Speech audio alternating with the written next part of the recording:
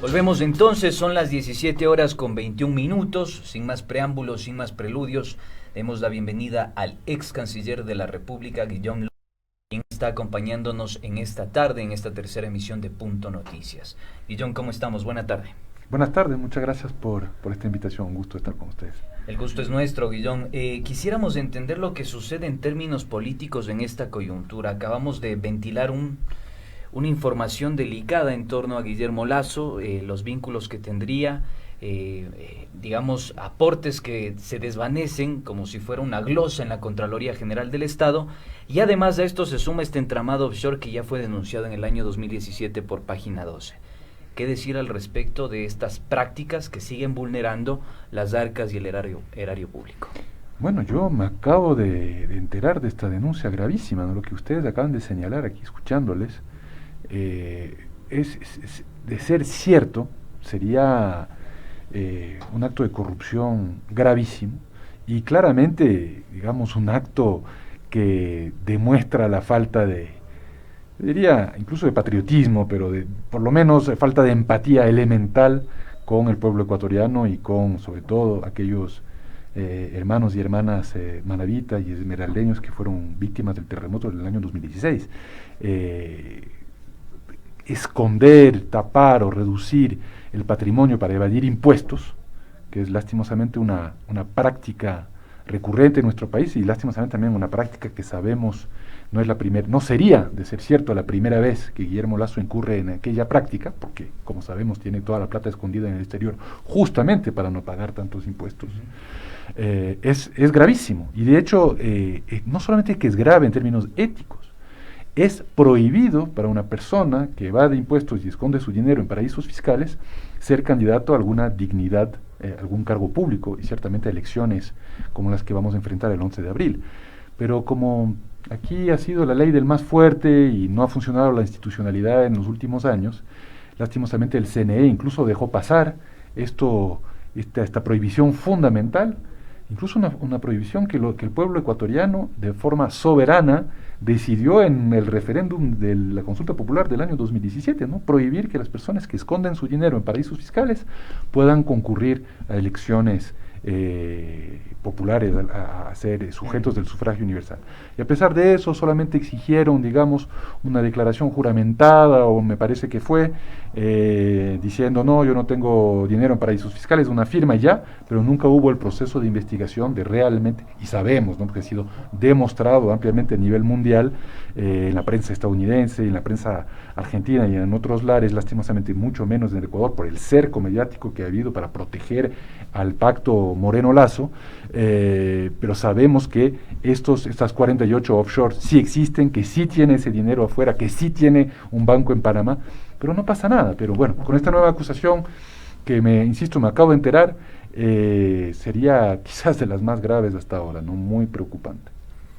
Y ya entrando en el tema netamente de la campaña electoral, ¿cómo miran ustedes esta campaña sucia que se ha iniciado hace algunos días, tratando de posicionar ciertas mentiras como el tema de la indemnización que recibió el candidato Andrés Arauz por haber sido un funcionario de carrera en el Banco Central? Y esta campaña sucia no solo es posicionada a nivel del propio candidato, sino también apoyada por ciertos periodistas y ciertos grandes medios de comunicación. ¿Qué tan preocupante es esto? Muy preocupante, estoy muy preocupado. Acabo de llegar la semana pasada al país.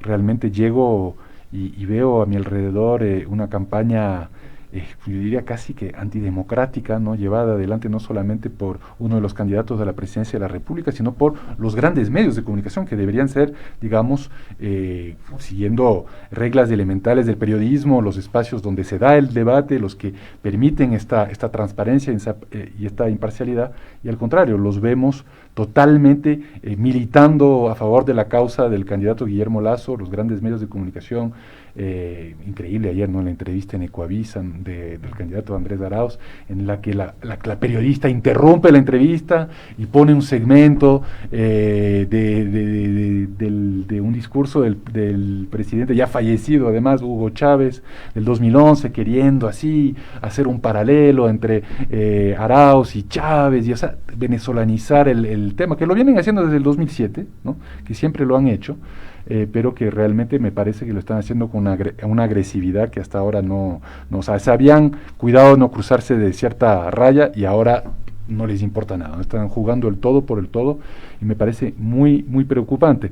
Y con lo que ustedes acaban de decir, acaban de develar, realmente hay mucho material para que los medios de comunicación, para que la prensa, para que el periodismo pueda investigar todos estos temas, todas estas acusaciones, todas estas corruptelas, todas estas cosas gravísimas en torno a la figura de Guillermo Lasso, sus negocios, su plata escondido en paraísos fiscales, y es silencio sepulcral.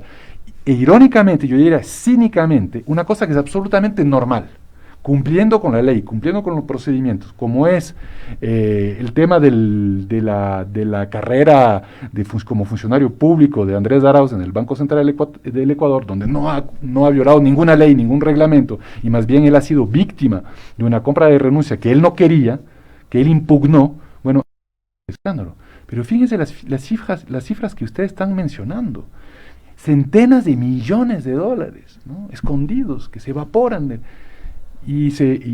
pero se privilegia más bien el ataque a Andrés Arauz con esta liquidación que en comparación, digamos, que además de ser legal y no hay ningún problema por ahí, palidece en comparación con los centenares de millones de dólares. Es decir, no hay punto de comparación, no hay equilibrio, no hay imparcialidad. Es una campaña sucia muy agresiva, estoy muy preocupado, espero que los medios recapaciten, que se den cuenta que estos últimos 12 días de campaña tienen que ser realmente días de fiesta democrática, de debate nacional, para que los ecuatorianos y las ecuatorianas podamos reflexionar sobre el futuro de la patria, podamos pensar en las mejores maneras de resolver la crisis en la que vivimos y no estar en esta suciedad de acusaciones, de engaños, de demagogias, porque le hace realmente muy mal a la democracia y al país. Ahora, me parece que mencionamos un tema clave en todo este entramado, que es justamente utilizar un demonio, un cuco que se ha construido en estos años que tiene que ver con Venezuela, ¿no? Uh-huh. El día de hoy por la mañana, un colega periodista, Orlando Pérez, nos facilitó el testimonio recolectado por parte de una de las personas que se había prestado para esta campaña sucia, un hermano venezolano que emigró lamentablemente por la situación en su país. Estaban varados en las esquinas de las calles de Quito con carteles pidiendo que voten sesudamente en esta contienda electoral. Uh-huh. Él confesó que había recibido $10 por parte de gente de la campaña del señor Lasso, y además de esos $10, un cartel en el que se incitaba a dar esa clase de voto.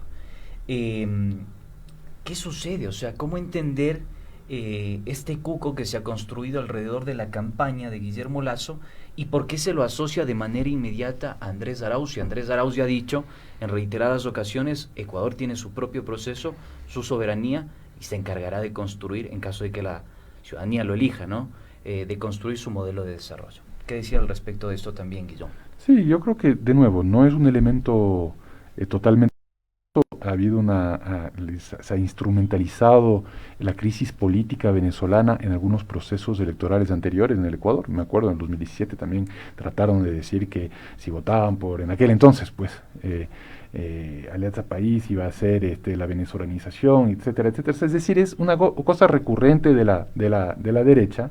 Uh-huh. Y lo han asociado mucho con la figura de Rafael Correa, pero bueno, durante los 10 años de Revolución Ciudadana el Ecuador no se volvió una Venezuela y realmente no les funcionó en el pasado. Aspiro que no les va a funcionar esta muletilla, esta estrategia este año, en este proceso electoral, porque me parece un engaño absoluto. Digo, también porque no son comparables, hay evidencia que demuestra que no son comparables, no tienen la misma matriz productiva, no son el mismo país, no es la misma cultura, no es la misma clase política, ¿no? Es en realidad una suerte de cacería de brujas de la izquierda, no es solamente en Ecuador, no pasa en todo el continente. Es evidente que hay una crisis muy grave en Venezuela, una crisis política, una crisis económica, una crisis social, yo diría, una crisis institucional, que hay que resolverla, y yo creo que todos deberíamos, en vez de exacerbar, de polarizar, de generar más tensiones, más conflictos en el propio Venezuela, deberíamos tratar de resolver este tema, porque fruto de esta crisis también hay un problema serio de migración venezolana hacia afuera, hacia el exterior. Las sanciones que padece Venezuela no han permitido que Venezuela tampoco pueda mejorar su situación económica, es decir, va de mal en peor, y eso significa más migración, y obviamente Ecuador ha recibido mucha migración, entonces se aprovecha este clima para politizarlo de forma incluso, o sea, bueno, en algunos casos hasta xenofóbica, pero bueno, para politizarlo en el escenario ecuatoriano y hacer campaña sucia en contra de Andrés Arauz. También, a mi manera de ver, dice mucho sobre la ultra ideologización de la visión de la política exterior de la derecha de este país, incluyendo la campaña de Guillermo Lasso, ¿no? Están viendo el mundo en términos de buenos y malos, blanco y negro, ¿no?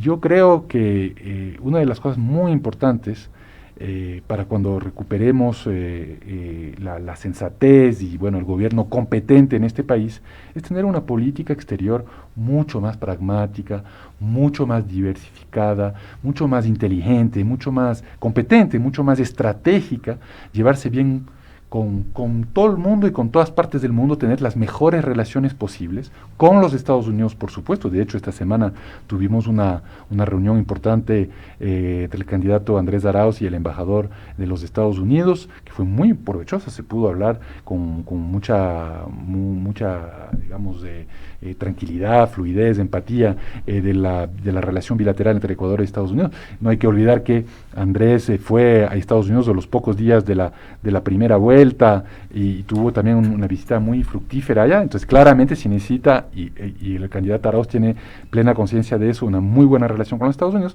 pero también se necesita una muy buena relación con China, también se necesita una muy buena relación con otros países asiáticos que están en crecimiento muy importante ahora, y no nos podemos desaprovechar de eso en nuestra relación política, pero también en nuestra relación comercial para abrir mercados.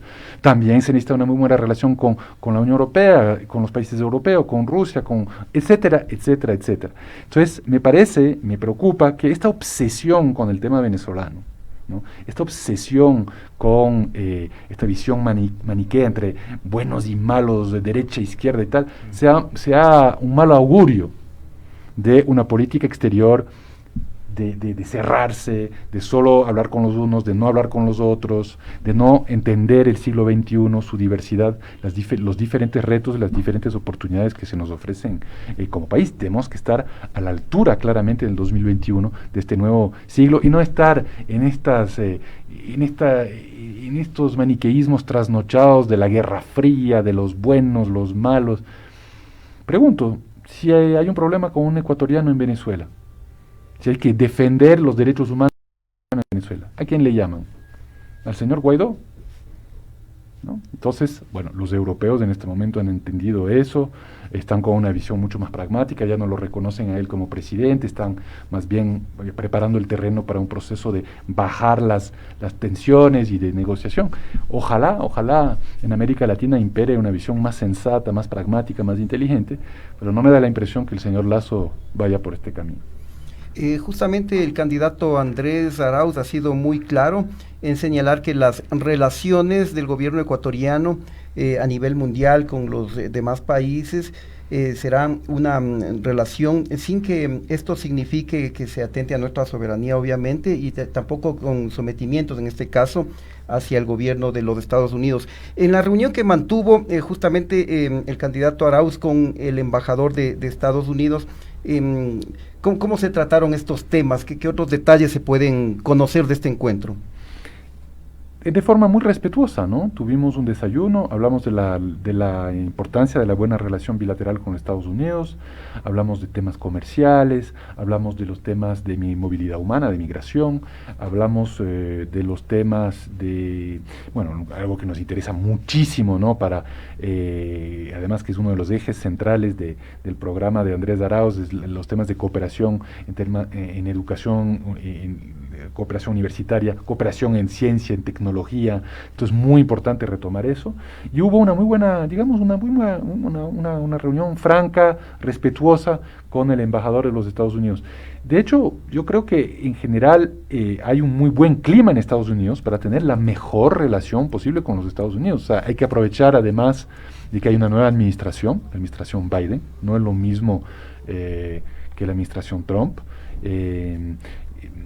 Hay que aprovechar un nuevo gobierno de Ecuador, un nuevo gobierno en Estados Unidos para lanzar una muy buena relación, obviamente buscando mejorar nuestros intereses económicos, nuestros intereses comerciales, y la visita de Andrés Arauz a los Estados Unidos, sus reuniones con inversionistas, sus reuniones con tenedores de deudas, sus reuniones también con políticos, con gente allegada a la administración Biden, con el Fondo Monetario Internacional, fue muy positiva. Yo creo que demuestra de que no hay ningún fundamentalismo, sectarismo y sesgo por parte de Andrés. Al contrario, él quiere hablar con todo el mundo, tener la mejor relación con todo el mundo. Pero sí creo que es importante señalar de que a veces confundimos buenas relaciones con los Estados Unidos con sometimiento, con, digamos, para ponerlo en lenguaje familiar, ser muy cepillo y ser muy alfombra, ¿no? Que es lo que ha caracterizado al gobierno Moreno claramente. Pero ahí estamos equivocados. La política exterior es la defensa, siempre respetuosa en el marco de la inteligencia, la diplomacia y tal, pero es la defensa de los intereses del país. Y les puedo asegurar que los países, incluso las grandes potencias, respetan muchísimo más a los gobiernos que defienden sus intereses que los gobiernos cepillo, los gobiernos de alfombra. Los respetan más, entienden que se trata de un interlocutor más inteligente, más estratégico. Entonces yo creo que no es lo uno o lo otro, de nuevo, hay que salir de esta visión blanco y negro, bueno y malo, simplista, que de lo que le he escuchado al candidato Lasso defiende él, y entender que se puede discrepar aquí, pero se puede estar totalmente de acuerdo acá. Se puede decir, no, yo no voy a apoyarte acá, pero sí estamos de acuerdo en empujar esto juntos. Esto es la diplomacia, esto es la política exterior, eso es la fineza, la inteligencia, la sutileza que lastimosamente no la tuvo Moreno, y de lo que estoy percibiendo de la campaña de Guillermo Lasso no la tendría Lasso tampoco. John, pero antes de avanzar y seguir con esta entrevista, decirles a nuestros queridos oyentes y la gente que nos puede seguir a través de las redes sociales, que no se mueva de sus asientos. Vamos a tener una conversación larga con Guillón, aprovechando que está de visita acá en el Ecuador, también para comprender la geopolítica, cómo se están manejando las fichas a nivel internacional, y sobre todo estos antecedentes que son tan importantes, Guillón. Nosotros no veníamos de una relación, digamos, soberana, sin sometimiento. De hecho, hasta el momento prevalece una relación de sometimiento. Me voy a hacer referencia a los datos, a la evidencia empírica que existe hoy por hoy en el país. Cuando se retoman las relaciones y se firma ese acuerdo en materia de seguridad con Estados Unidos, por allá en el 2018, y viene el vicepresidente Mike Pence, se suscribe algunas cuestiones, entre esas la materia de seguridad, que de alguna forma permite a que algunos organismos, ONGs por así decirlo, cooperen internacionalmente con el Ecuador. Y una de esas es la USAID y la NED, la National Endowment for Democracy. Permitió también un desembolso de $3 millones a portales digitales, a organismos no gubernamentales ecuatorianos que se dedican a hacer operación política en el país, dígase Plan B, en fin, una serie de portales digitales que son financiados a través de estos organismos no gubernamentales. Y hay evidencia de aquello de que operan con algunas agencias de inteligencia y el Departamento de Justicia, el Departamento de los Estados Unidos. ¿Qué decir al respecto? ¿Es viable que ellos vuelvan a asentarse en el Ecuador, a tener estas prácticas? ¿Ellos vulneran de alguna forma la soberanía nacional? o tienen que ser rechazados y relegados de la nueva política exterior en caso de que Andrés Arauz llegue a ser el nuevo presidente de la República? Yo creo que tenemos la ventaja de que no se va a plantear exactamente esta disyuntiva. No estoy de acuerdo con su criterio de que la relación entre el gobierno de Lenín Moreno y la administración Trump fue terrible, los acuerdos que se firmaron ahí. Hay muchas cosas que tenemos que mirar y revisar. Pero hay una nueva administración en los Estados Unidos, la administración Biden, que ha sido además muy crítica de muchas de las cosas que ha hecho Trump, incluyendo en América Latina, incluyendo en el Ecuador. Entonces, lo que yo he podido palpar, yo he estado en contacto con muchas personas que en Washington, yo de hecho hasta hace poco estaba viviendo en Washington, he estado muy en contacto con lo que está sucediendo en los Estados Unidos, cuáles son los nuevos actores de la administración Biden, he podido incluso reunirme con algunos de ellos. Es otro momento, es un momento que tenemos que aprovechar. Hubo, digamos, durante el gobierno Trump una política hacia América Latina que me parece muy problemática, ¿no? Desde apoyar golpes de estados como en Bolivia, hasta maltratar a los países latinoamericanos, imponerles cosas hasta con palabras groseras, o sea, faltar al respeto de los latinoamericanos en general, incluyendo a nivel de Estados Unidos, ¿no? Con un trato discriminatorio, por no decir a veces racista, hacia los latinoamericanos, los migrantes, todas estas cosas, ahora con la llegada de la administración Biden, con Biden cambian las cosas. Cambian las cosas. Evidentemente hay ciertas cosas que son permanentes, que son parte de algunas cosas con las que podamos estar de acuerdo, podemos estar en desacuerdo en los Estados Unidos, pero de todas formas hay aires nuevos que tenemos que aprovechar. Llevan, creo que son 65 días, o por ahí 66 días de administración nueva.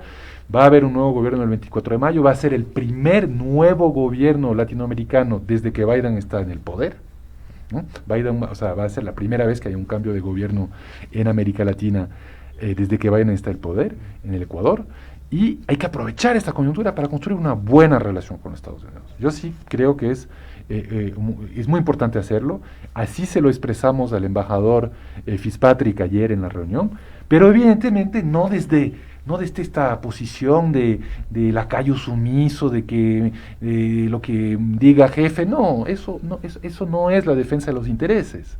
Y además no es lo que respetan los estadounidenses. Ellos no buscan una relación así.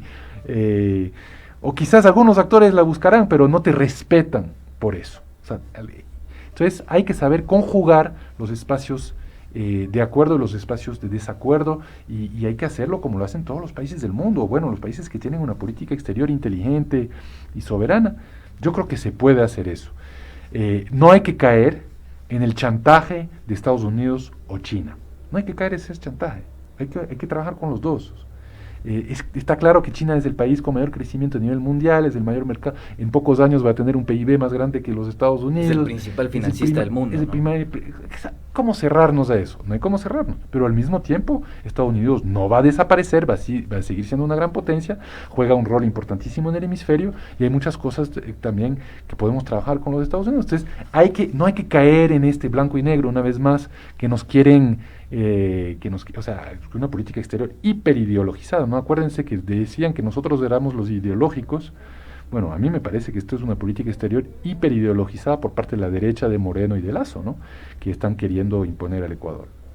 Y justamente, ¿cuál debería ser el redireccionamiento de la política exterior ecuatoriana en el nuevo gobierno, tomando en cuenta que en la administración de Lenín Moreno ha habido hechos sumamente lamentables, como la entrega de Julian Assange? Vergonzoso, sí. Sí, en la embajada de Ecuador en Londres, y también ya en el manejo por parte de la Cancillería. Se me viene a la mente el manejo de la cuota política. Recordemos que la propia hija del presidente de la República ocupó un cargo diplomático en la ONU, estuvieron también periodistas, familiares de ministros, hubo un reparto que incluso ya al finalizar el gobierno, el entonces canciller Luis Gallegos emitió ya la disposición para que ellos retornen, pero el secretario de la presidencia, Jorge Guates, le desautorizó a Gallegos y esto provocó incluso la renuncia del canciller Gallegos.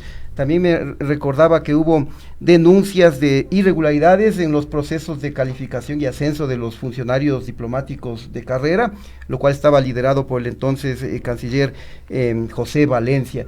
Estos y muchos hechos han marcado un manejo errado por parte de la diplomacia ecuatoriana. ¿Cuáles son los cambios que se deberían implementar en el próximo gobierno?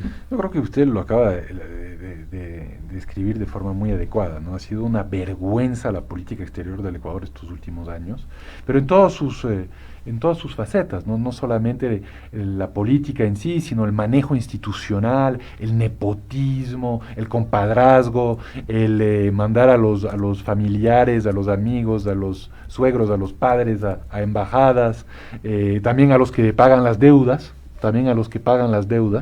te premio con una embajada. En Alemania, ¿no?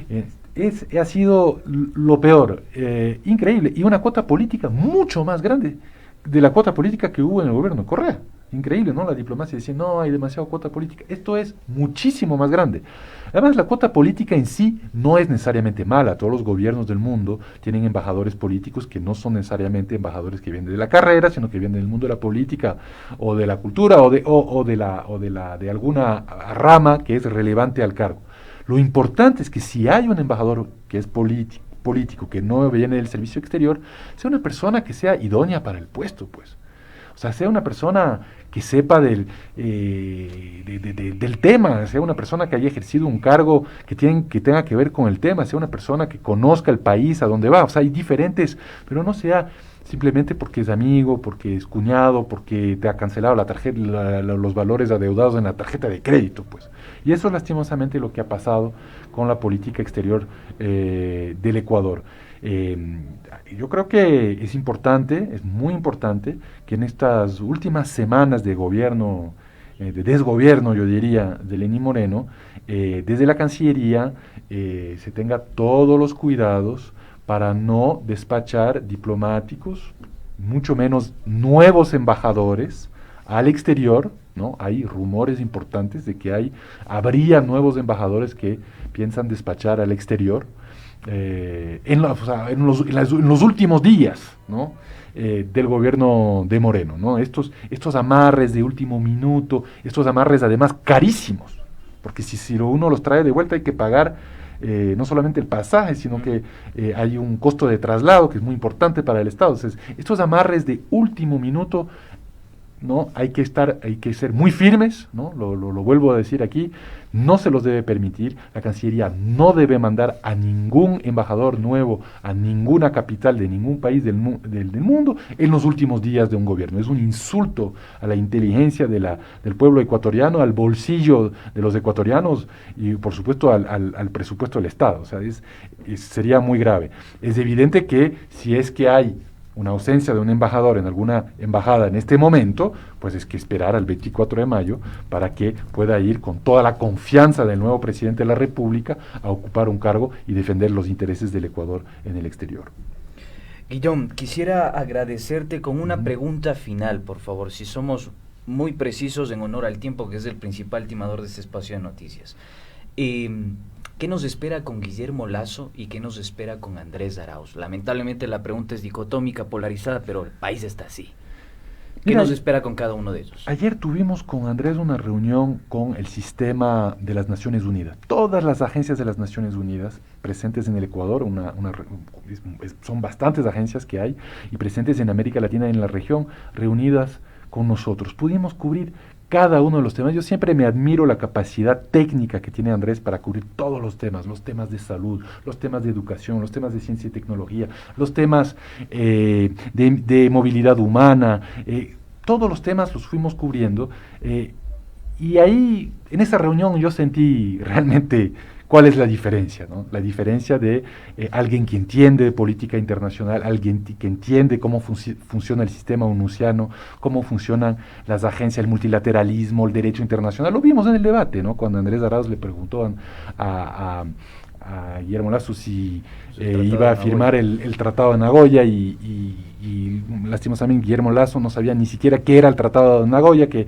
es probablemente el instrumento más importante en este momento en términos de recursos biogenéticos, que probablemente además sea el futuro económico del Ecuador, ¿no? Entonces, me parece que, digamos, es la diferencia entre tener alguien que conoce, que sabe, que es competente, que puede, con inteligencia, con estrategia y con además privilegiando la diversidad y no el sesgo ideológico, manejar la política exterior frente a otra persona que no conoce, que desconoce los temas, que es muy aproximado y que ve las cosas en blanco y negro.